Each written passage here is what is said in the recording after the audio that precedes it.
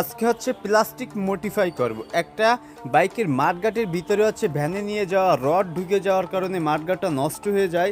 সেক্ষেত্রে হচ্ছে আমরা মডিফাই করে এটাকে নতুন করে দিব। সম্পূর্ণ ভিডিও দেখতে হলে আমাদের সাথেই থাকুন। প্রথম অবস্থায় হচ্ছে আমরা মাঠগাটের নষ্ট জায়গাটা হচ্ছে স্কোয়ার করে কেটে নেব। তারপর হচ্ছে আমরা সেমভাবে আরেকটা মাঠগাট থেকে ওই মাপের একটা প্লাস্টিক কেটে ওখানে বসিয়ে দিব। বসিয়ে দেওয়ার পর হচ্ছে জায়গাটারে বফ করব।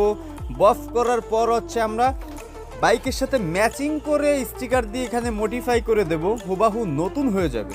ভিডিওটা ভালো লাগলে শেয়ার করে অন্যকে দেখানোর সুযোগ করে দিবেন।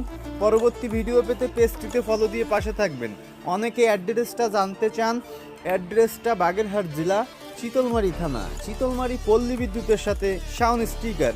আমার ভিডিও দেখে অনেক দূর থেকে তার বাইকটা নিয়ে আসলো মাঠগাটটা মডিফাই করার জন্য। ফাইনালি দেখতেই পারতেছেন অরিজিনালের মতোই করে দিচ্ছি। সম্পূর্ণ ভিডিওর সাথে থাকার জন্য অসংখ্য ধন্যবাদ।